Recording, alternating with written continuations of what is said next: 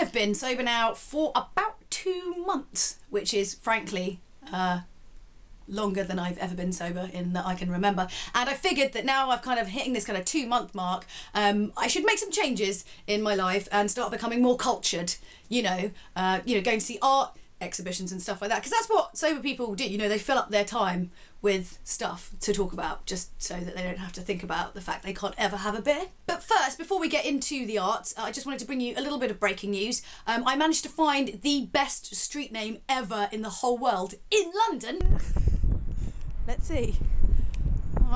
Sad point is you couldn't fit a car down it even if you tried. Facebook finally admit to us what they all think through the medium of corporate art.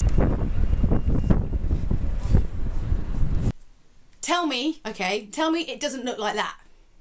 It looks like that, right? Instead of this, it's one of those. And also, really shocking London-based news, something isn't stolen. Can you just explain what just happened? I'm shy. No, it's fine, talk.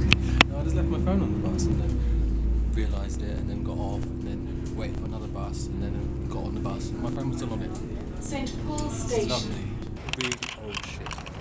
That's true, actually. No one would want to steal it. And I left a really amusing message about giving the person cake if they found it. Does that mean you get cake? I found it, so I get cake.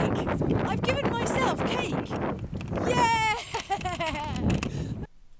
I think that is actually quite a newsworthy story. Something isn't stolen in London. I went to see an incredible exhibition called Light Show at the Hayward Gallery, which if you hadn't seen, you should go and see. It's brilliant. Here's a quick montage of some of the exhibits. Go.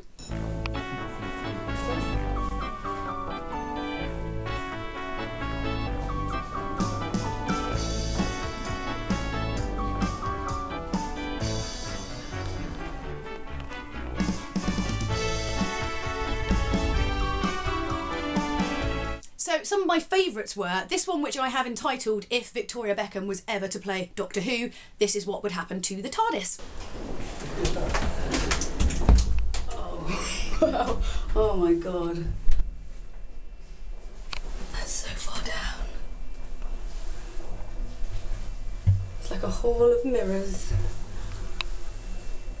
This is just simply called Rave in Garden Centre. This one, it seemed to be some sort of weird way of explaining how TV RGB works, but I have to say I was pretty glad I didn't have a hangover at this time, although it was like some kind of weird dream, womb-like dream of colours and stuff, and it just made me glad that I was sober to deal with it, really, because that was, just a little bit weird and a bit too much. This next one was actually this really beautiful exhibit with this kind of like moving patterns on the walls and was really lovely. And then I kind of accidentally mapped it backwards on Final Cut Pro and realised that it was actually something out of a horrendous nightmare that I might have seen and or horror film.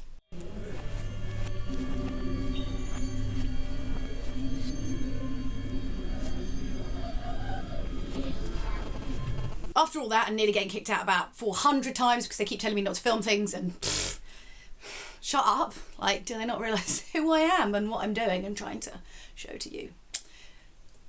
Idiots. So we decided to leave the Hayward and go even more cultured, none of this progressive new art stuff, go back to the roots.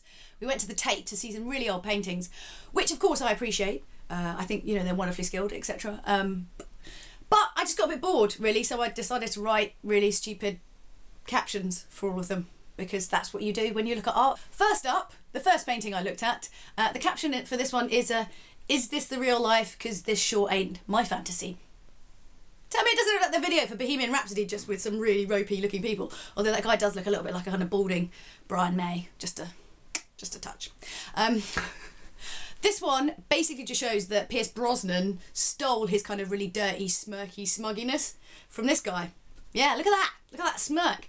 And then you actually realise that that painting is him and his sisters. Dude should be arrested. That is the dirtiest smirk I've ever seen paintbrushed onto something. That's just weird. He had to keep that smirk for quite a long period of time. He was really sure he wanted to do it.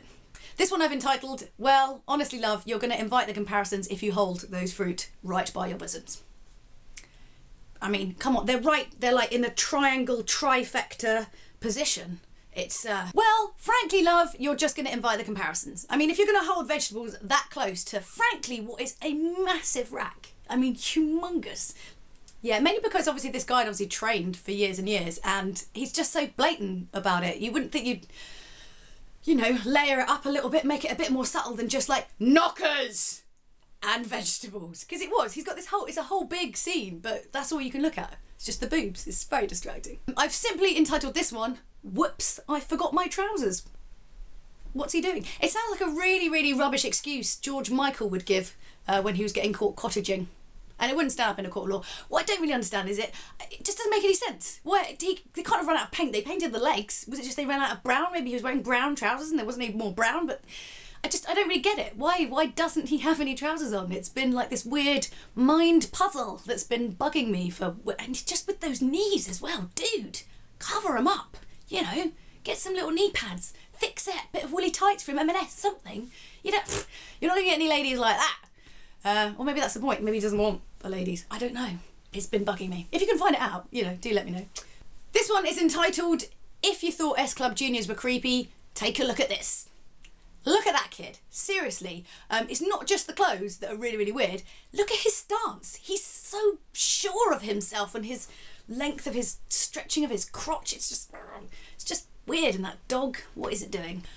I basically decided that this was a fantastically fun new game to play. The uncultured yob that I am decided this, obviously.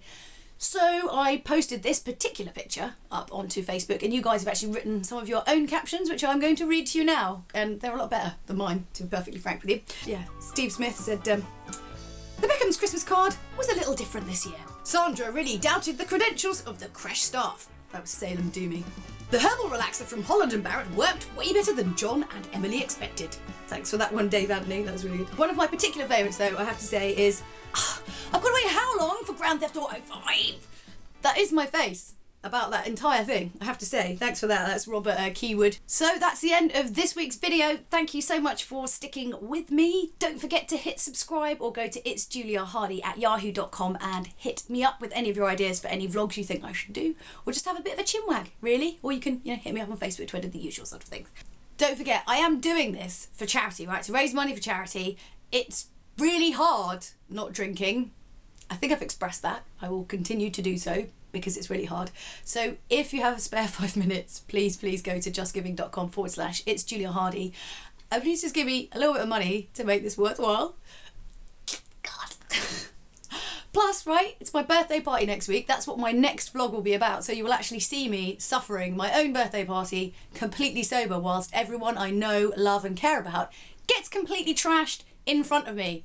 That is so worth £5 of your money to see the misery of that.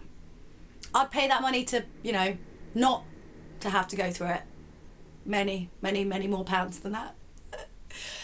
Thank you so much for sticking with me. As I said, yes, it will be my birthday video next week, and I will look forward to seeing you then. Ta-ta.